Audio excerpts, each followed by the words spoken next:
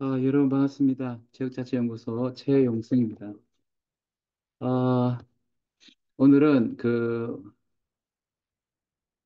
빈약한 우리 그 지역의 사회자본을 우리가 확충해서 어떻게 하면은 회복 탄력성이 있는 그 건강한 그 지역 공동체, 자치 공동체를 만들 수 있을까 생각합니다. 지금 위기의 어떤 그 지역 공동체 이제 소멸의 지역 공동체를 이제 치유하기 위해서는 저는 이제 중요한 게 그거라 생각합니다. 뭐냐 하면은 지역의 어떤 뭐 사회적 안전망이나 어떤 그 사회복지를 통해서 사회 자본을 좀 강한다든지 아니면 풀뿌리 민주를 통해서 사회 자본을 강화하면서 우리가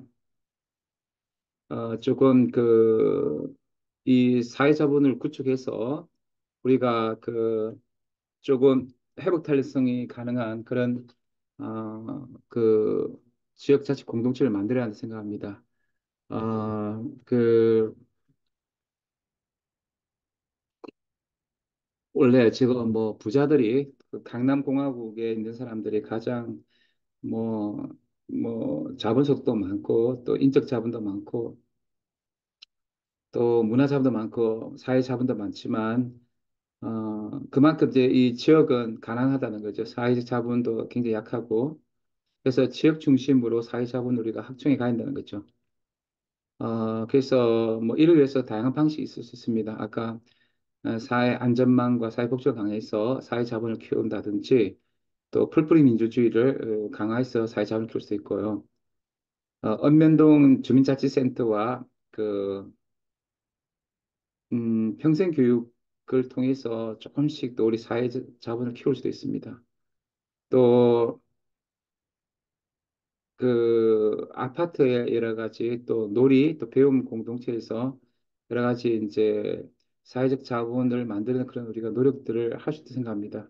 어쨌든지 그 지역에 안 그래도 돈도 없는 이 지역의 가난한 시민들이 사회적 자본이라도 커야지 사실은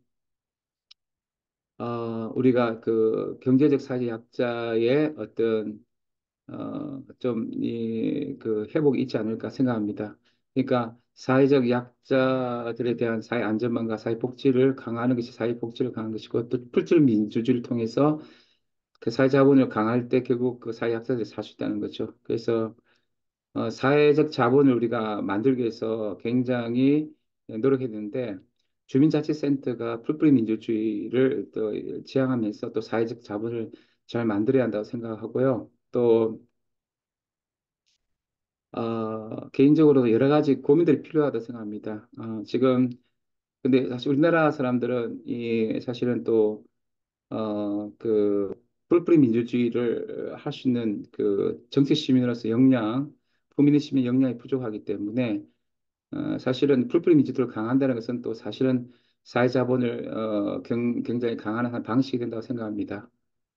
그리고, 또 이 사회자본을 강조하기 위해서는 지역에서 재정이 강화되고 돈이 좀 있어야 되겠죠. 또 그러니까 또 사실은 인적 자본도 필요하지만 문화 자본도 필요하지만 무엇보다도 지금 사회적 자본을 굉장히 강해야 되는 거죠. 풀뿌리 민주를 통해서 지역 자치를 통해서 뭔가 공공성을 추가하고 심지 구조를 통해서 어떤 달려갈 수 있는 그런 어떤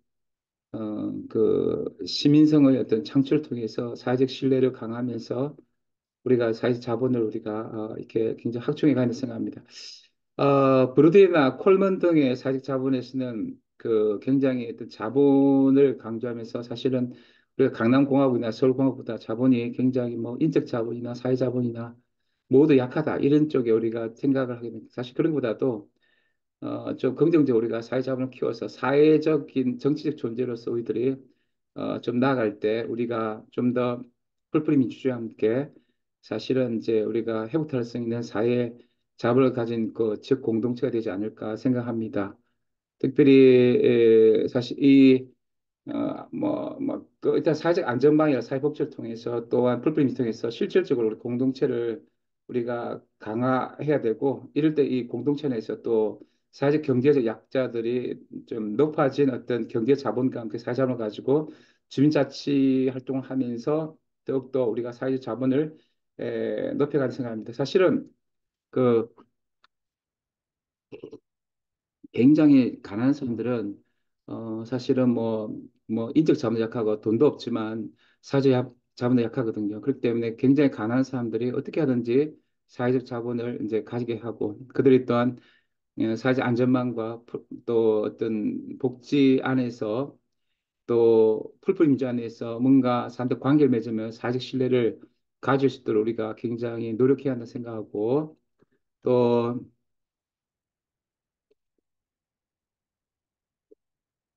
특별히 저는 사회자본 형성을 위해서 뭐 종교가 굉장히 중요하다고 특히 교회 등이 교회 안에 갇혔으면 안 되고 어떤 지역사회와 어떤 네트워크를 가지면서 더욱더 사회자본을 굉장히 키우면서 지역사회와 코인노니하고 또 섬기 중요하다고 생각하고 또 자영업자라든지 취미활동 하시는 분들도 동호회 등도 굉장히 그 여러 가지 공동체 소통 가운데서 사회적 자본을 좀 확충해 갔으면 좋겠고 지역의 시민단체들도 뭐 서울보다는 굉장히 사회자본이 약하지만 네트워크를 강해서 그 사회자본을 키워 나갈 생각합니다.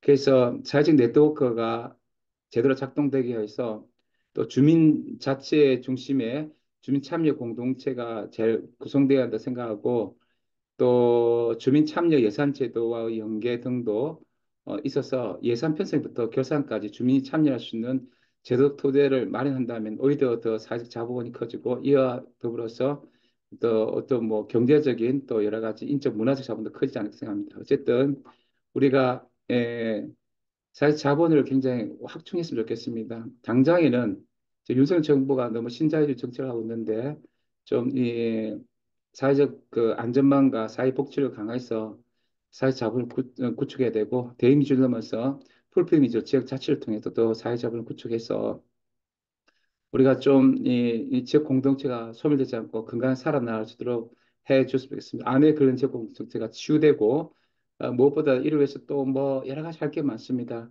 특별히 이제 저출산 고령화 시대에서 우리 저출산을 해결하기 위해서도 사실은 우리가 사실은 이제 비정규직이 이제 애를 안 낳는 거고 애를 낳아도 저 뭐냐면 가난한 사람들은 사실 자본이 약하기 때문에 또 애를 키우기 힘듭니다. 그래서 돌봄의 어떤 정말 지역 공동체에 대해서 비정규직도 제대로 이제 월급을 받고 또 돌봄의 어떤 그 공동체에 대해서 아이를 키우기 위해서 양극화된 뭐 부자아이들은 너무 이렇게 이제 뭐 교육직 특혜를 가는 게 아니라 그 소득 양극화도 축소시켜서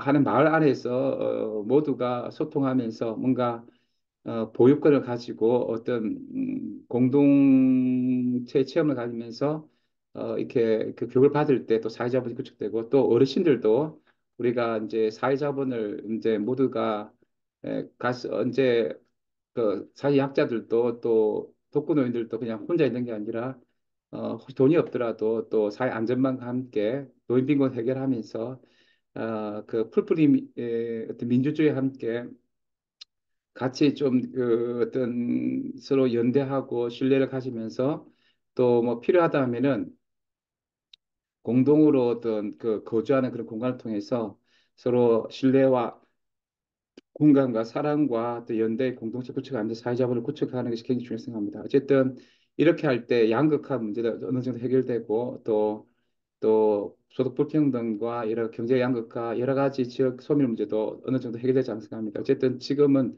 우리가 좀 더 사회 자본을 키워서 우리가 함께 더불어 잘 살 수 있는 소멸되지 않는 지역 공동체가 되었으면 좋겠습니다. 네, 지금까지 지역자치연구소 최용성이었습니다. 감사합니다.